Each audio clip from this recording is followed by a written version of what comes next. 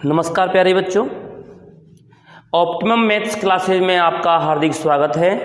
आज हम class 9th के बारे में थोड़ा सा आपको जानकारी देंगे। क्लास 9th का हमारा पहला चैप्टर आता है नंबर सिस्टम, और नंबर सिस्टम के बारे में हमें समझना है। तो नंबर सिस्टम को पढ़ने से पहले हालांकि उसमें जिक्र किया गया है कि रेशनल नंबर क्या होते हैं और किन्हीं रेशनल नंबर्स को या रियल नंबर को रिप्रेजेंट करना ऑन द नंबर लाइन, ये जितनी भी सारी बातें मैं बोल रहा हूँ वो अभी हमारे सामने आएंगी। लेकिन उससे पहले हमें जिक्र करना है नंबर सिस्टम के अंदर कि नंबर होते क्या हैं, नंबर कितने प्रकार के होते हैं। देखिए, सबसे पहला नंबर होता है हमारा नेचुरल नंबर्स। नेचुरल नंबर किसे कहते हैं? Counting numbers are called natural number. Counting numbers are called natural number. Counting में जो आते हैं हमारे कौन कौन से आते हैं? 1 2 3 4 5 dot dot dot so on. कहने का मतलब ये हुआ कि जो नंबर 1 से स्टार्ट होते हैं उन्हें हम नेचुरल नंबर कहते हैं, और उसको रिप्रेजेंट किया जाता है कैपिटल एन के द्वारा।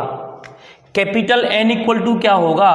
अगर आप लिखना चाहें तो लिख सकते हो 1 2 3 dot dot dot so on. Counting numbers are called natural number. तो नेचुरल नंबर के बाद में जो नंबर आता है वो आता है होल नंबर, और होल नंबर की डेफिनेशन है all natural numbers together with zero. All natural numbers, सारे के सारे नेचुरल नंबर, लेकिन साथ में कौन होता है? जीरो।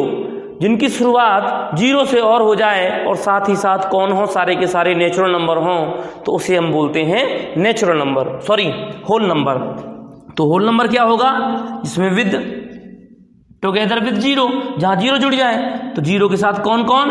ऑल नेचुरल नंबर्स, मतलब 1 2 3 4 ऐसे ही dot dot dot so on. इसके बाद फिर हम बात करते हैं इंटीजर्स। ये इंटीजर्स क्या होते हैं? डेफिनेशन है इसकी all natural numbers.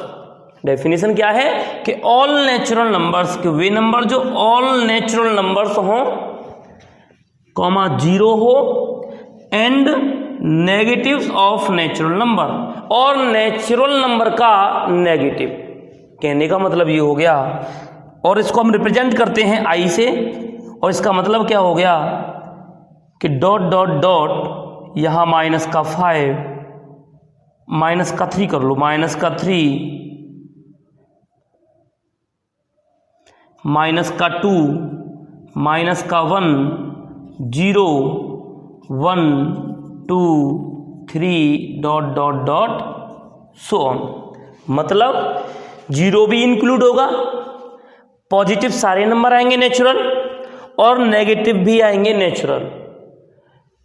Plus minus infinite से, सॉरी प्लस इनफाइनाइट से माइनस इनफाइनाइट तक के सारे नंबर्स को हम कहते हैं इंटीजर्स, जिसको रिप्रेजेंट किया जाता है आई से। इसके बाद में जिक्र आता है हमारा रेशनल नंबर। अब हम रेशनल नंबर के बारे में जानकारी लेंगे, तो आइए जानकारी लेने से पहले आप इसको नोट कर लीजिए। उसके बाद हम समझाएंगे आपको कि रेशनल नंबर क्या होते हैं, जो कि मेन एक्सरसाइज में टॉपिक है हमारा। उस टॉपिक को क्लियर करना है, उससे पहले आप इसको एक बार नोट कर लीजिए। आइए, जो मेन टॉपिक है हमारा वो है रेशनल नंबर्स। रेशनल नंबर होते क्या हैं समझिएगा। The numbers of form P upon Q, ऐसे नंबर जो P अपॉन Q की फॉर्म में हो। Where P and Q are integers, जहां पर P और Q क्या हो? इंटीजर्स। कुछ भी हो सकता है, -1 -2 +1 +2 dot dot dot so on. मतलब ऐसे नंबर जो P अपॉन Q की फॉर्म में हो, और वहां P और Q दोनों के दोनों हो इंटीजर, और साथ ही साथ and Q is not equal to zero, जो अपॉन में है। P अपॉन Q अगर हम यहां समझें, P अपॉन Q हम ऊपर वाली डिजिट को बोलते हैं न्यूमरेटर, और ये होता है हमारा डिनोमिनेटर। हिंदी में इसको बोलते हैं अंश, और ये होता है हमारा हर। अंश और हर। क्यू क्या है? डिनोमिनेटर। क्या होना चाहिए कि P अपॉन Q की फॉर्म में तो हो, लेकिन Q is not equal to 0, लेकिन Q क्या नहीं होना चाहिए, 0 नहीं होना चाहिए। ऐसे नंबर्स को हम कहते हैं rational number.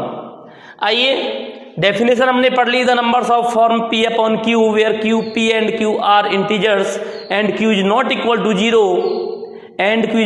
To 0 are known as rational numbers. ऐसे नंबर्स को हम रेशनल नंबर बोलते हैं। बहुत सारी संख्याएं मैं आपसे बोल दूं 5/3, क्या ये रेशनल है? बिल्कुल रेशनल है। क्यों है? क्योंकि ये P अपॉन Q की फॉर्म में है और साथ ही साथ नीचे वाली डिजिट क्या है, 3, मतलब 0 नहीं है। अगर 0 होती तो उस नंबर्स को हम रेशनल नंबर नहीं कहते। अपॉन में 0 नहीं चलेगा। एग्जाम्पल के लिए एक क्वेश्चन भी दिया है, और क्वेश्चन क्या दिया है कि बताइए 0 इज अ रेशनल नंबर या इज 0 ए रेशनल नंबर। क्या 0 एक रेशनल नंबर है? तो हम बताएंगे बिल्कुल 0 एक रेशनल नंबर है। क्यों है? देखिएगा 0 और 0 के नीचे कुछ नहीं है तो क्या माना हमने, 1, तो लिख देंगे। आंसर इसका क्या होगा कि यस, ये पहला क्वेश्चन है आपका NCERT का। उसमें क्वेश्चन में दिया गया है इज 0 ए रेशनल नंबर। क्या 0 एक रेशनल नंबर है? बताइए। तो देखिए 0 को हम 0 क्या, कोई भी 1 डिजिट वाला नंबर क्या होता है, हमेशा उसके अपॉन में 1 होता है। मैं आपसे कह दूं 7, केवल 7 का मतलब क्या हो गया, 7/1। तो ऐसे यहां क्या था कि 0, तो 0 का मीन्स क्या हो गया, 0/1, और 0/1 P अपॉन Q की फॉर्म में है। लिखेंगे yes it is rational number. क्यों? बिकॉज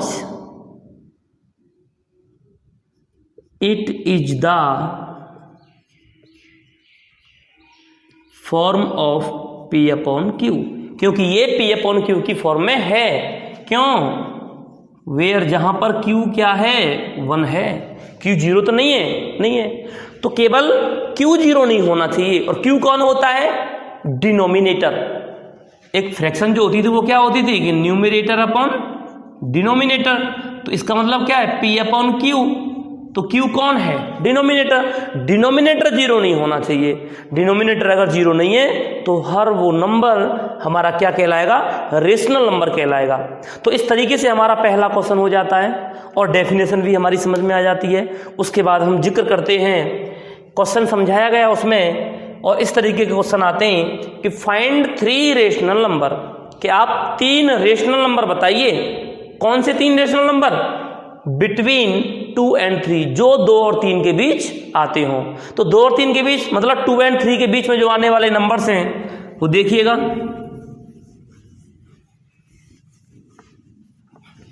ध्यान दें, सबसे पहले अगर हम देखें 2 और 3 के बीच क्या आ रहा है, 2.1, 2.2, 2.3 dot dot dot so on. Natural number तो कोई और नहीं आ रहा। तो आइए इसको करते कैसे हैं। ध्यान दें, जो 2 नंबर दे रखे हैं उनके बीच अगर आपको जितने भी रेशनल नंबर निकालने हों, उनको निकालने का एक तरीका याद रखें कि सबसे पहले ये जानकारी लें कि उन दोनों नंबर्स के बीच कितने नंबर्स को पूछा जा रहा है। और हमने देखा कितने नंबर्स पूछे जा रहे हैं, 3। समझ में आ रहा है, 3 नंबर पूछे जा रहे हैं। ठीक है, अब ध्यान दें, जो 2 नंबर हमें दे रखे हैं 2 and 3, क्या इनके नीचे कुछ अपॉन में है? नहीं है तो क्या मानते हैं, 1। यहां भी क्या मान लिया, 1। और उसके बाद क्या चेक करते हैं, क्या इनका डिनोमिनेटर सेम है? तो यहां तो सेम है, 1 1 है, यहां तो सेम है। अगर सेम है तो फिर आगे बढ़ें, और सेम नहीं होता तो फिर क्या करते, तो फिर हम नीचे वाले डिनोमिनेटर का लेते एलसीएम, और एलसीएम लेकर के आगे प्रोसेस करते। उस प्रोसेस वाला एक क्वेश्चन मैं आपको अभी बताऊंगा। फिलहाल हम बात करते हैं केवल 2 और 3 के लिए। 2 और 3 के नीचे अपॉन में डिनोमिनेटर कुछ भी नहीं है। जब डिनोमिनेटर कुछ भी ना हो तो क्या मान लिया जाता है, 1। जब हमने यहां 1 मान लिया, 1 के हिसाब से फिर हमने देखा कि डिनोमिनेटर तो सेम है। अगर डिनोमिनेटर सेम है तो एलसीएम लेने की कोई आवश्यकता नहीं है। तो यहां क्या करते हैं, जितने नंबर पूछता है उससे एक ज्यादा नंबर से दोनों के न्यूमरेटर और डिनोमिनेटर में मल्टीप्लाई कर देते हैं। इसका मतलब उसने कितना पूछा, 3, तो हमें कितने से मल्टीप्लाई करना है, 4 से। ध्यान रखें, जितने पूछे नंबर उसमें +1 जोड़ दो। अगर कहता कि 6 नंबर बताइए तो कितने से मल्टीप्लाई करते, 7 से। कहता कि 10 बताइए तो कितने से मल्टीप्लाई करते, 11 से, लेकिन हमें कितना पूछा है, 3 रेशनल नंबर क्या होंगे। तो जब 3 पूछ रहा है तो हम क्या करेंगे, पहले लिखेंगे 2/1 और 2/1 में क्या करना है, डिनोमिनेटर और न्यूमिनेटर में कितने से, जितने पूछे उतने से एक ज़्यादा से, पूछे हैं 3 तो हमें कितने से करना है, 4 से, दोनों में इंटू किया, कितना आ गया, 2 4 जा 8, 4 1 जा 4। दोनों में करना जरूरी होता है, अगर केवल आप किसी एक में करोगे तो ये कैलकुलेशन गलत मानी जाती है, ये मैथ के रूल के खिलाफ है। मैथ का रूल ये कहता है कि अगर आप किसी इक्वेशन में अपनी तरफ से कुछ ऐड कर रहे हो तो वही संख्या आपको माइनस भी करनी पड़ेगी। अगर हम किसी भी संख्या में डिवाइड दे रहे हैं तो वही संख्या दूसरी संख्या में भी डिवाइड करनी पड़ेगी इक्वल में, ध्यान रखें। किसी एक नंबर में मल्टीप्लाई किया है तो डिवाइड भी संग की संगत है, मतलब नंबर पर कोई फर्क नहीं पड़ना चाहिए। तो हमने क्या किया, जब यहाँ किया तो यहाँ भी किया, कितना आ गया, इतना। एंड अब दूसरा क्या था हमारे पास, 3 अपॉन कितना है, 4, इंटू कितने से करना है, वही 4 से।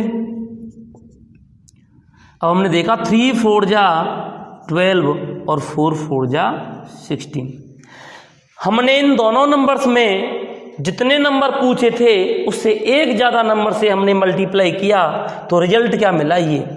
अब जो रिजल्ट मिलता है उसके डिनोमिनेटर को, मतलब डिनोमिनेटर का रोल शुरू से लेकर लास्ट तक रहना है।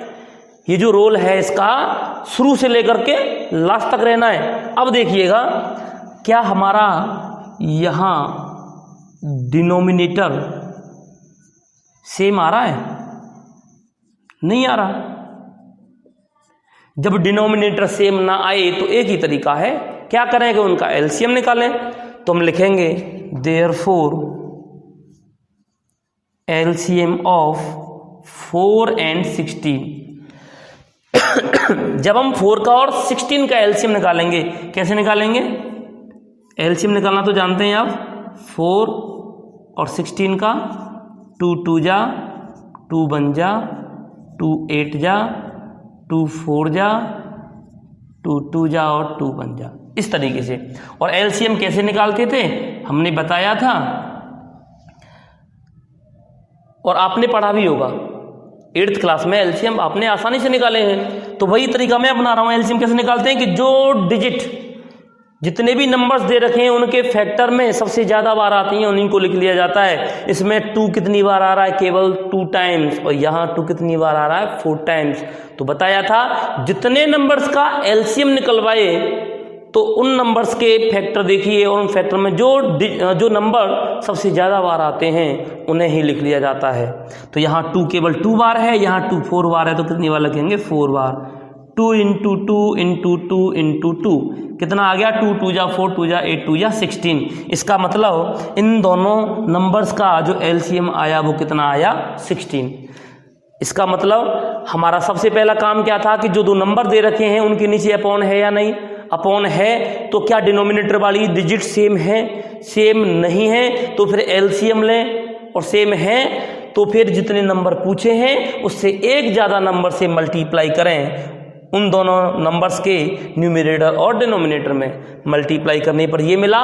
उसके बाद में क्या चेक किया कि मल्टीप्लाई करने के बाद जो रिजल्ट हमें मिला, क्या उन दोनों रिजल्ट्स का डिनोमिनेटर सेम आ रहा है। हमने देखा डिनोमिनेटर तो सेम नहीं आ रहा। अगर सेम नहीं आ रहा तो पहले सेम करो, और सेम करने का एक तरीका है, क्या है, दोनों का एलसीएम निकालें। एलसीएम निकाल के कितना आया, 16। अब हम क्या करेंगे, इसके बाद 16 है। अब देखिएगा पहले ये हमारा रिजल्ट क्या है, ये लिखेंगे देयरफॉर 8/4 में किस नंबर से मल्टीप्लाई कर दें जिससे अपॉन में 16 आ जाए, एलसीएम आ जाए। जो हमारा रिजल्ट आया था 8/4, उस 4 में कितने से मल्टीप्लाई कर दें कि नीचे 16 आ जाए, ऊपर कुछ ना हो, ऊपर का हमें नहीं पता, ऊपर कुछ भी आए कोई फर्क नहीं पड़ता, लेकिन नीचे वाला सेम करना है हमें। और नीचे वाला सेम करने के लिए 4 में कितने से मल्टीप्लाई करें कि एलसीएम आ जाए। 4 4 जा 16, अगर 4 से कर रहे हो यहाँ तो वहाँ भी करना पड़ेगा, ये रूल है। तो 4 से यहाँ भी किया, 8 4 जा हो गया 32 और 4 4 जा 16। अभी तो हमने किस में किया है, पहले वाले में। अब किस में करेंगे, दूसरे वाले में। एंड दूसरा क्या था हमारा रिजल्ट 12/16। वही सिस्टम, कितने से मल्टीप्लाई करें कि अपॉन में 16 आ जाए, तो 16 तो है, केवल कितने से करना पड़ेगा 1 से, 16 बन जा। जब 1 से यहाँ किया तो 1 से यहाँ भी करना पड़ेगा, 12 बन जा 12 और 16 बन जा 16। ठीक, अब हमने देखा कि हमारे पास जो रिजल्ट आए हैं उन दोनों रिजल्ट्स के डिनोमिनेटर कैसे हैं, सेम। और जब डिनोमिनेटर सेम हो तब देखिए कि उनके ऊपर वाली डिजिट जो p है, क्या उनमें कुछ नंबर्स मिल रहे हैं? यहाँ तो मिल रहे हैं। कितने हैं? 32 और 12 में बहुत अंतर है। लिखेंगे देयरफॉर, क्या लिखेंगे? कितने पूछे? 3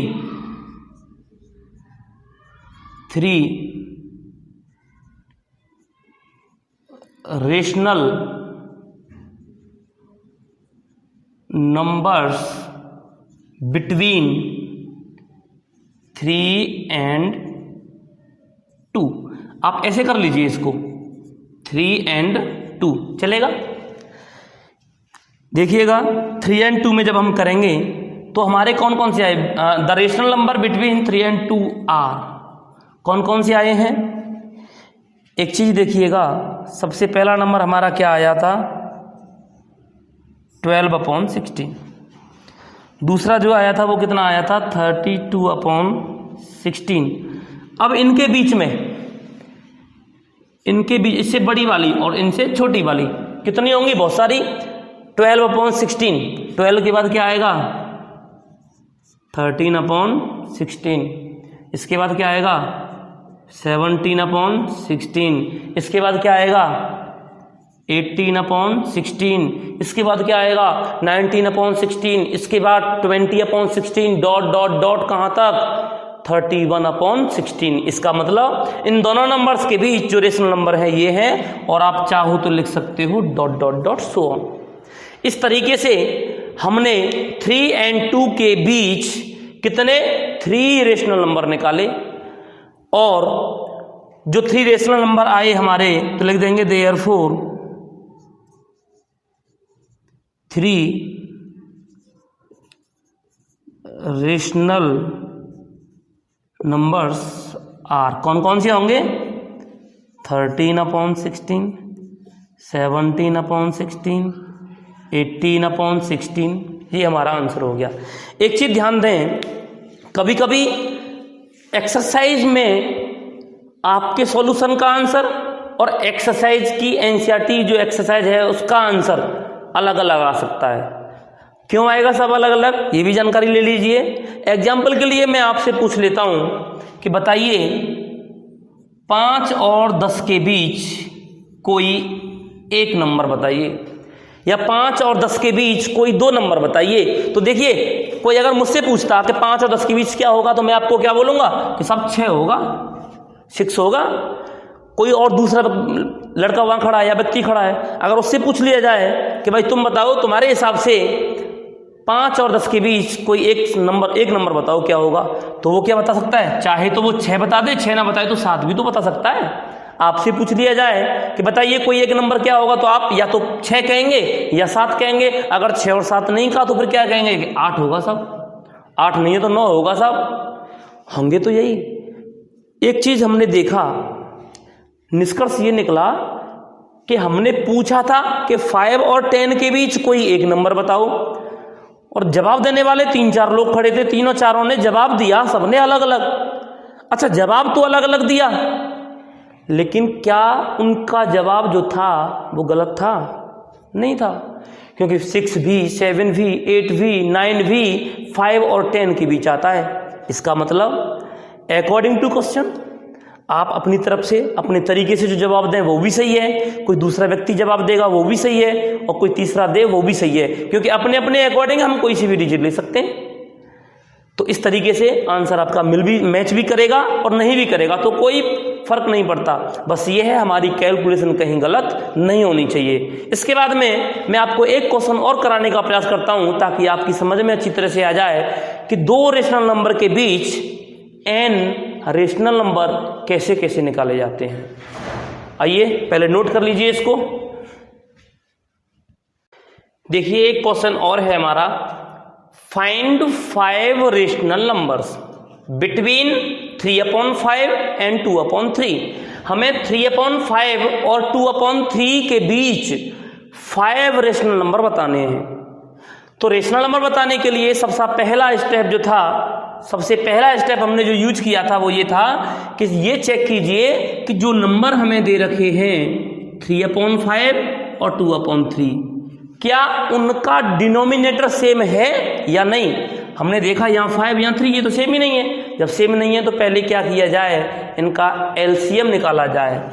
तो हम लिखेंगे LCM of 5 and 3 equal to कितना आएगा 15।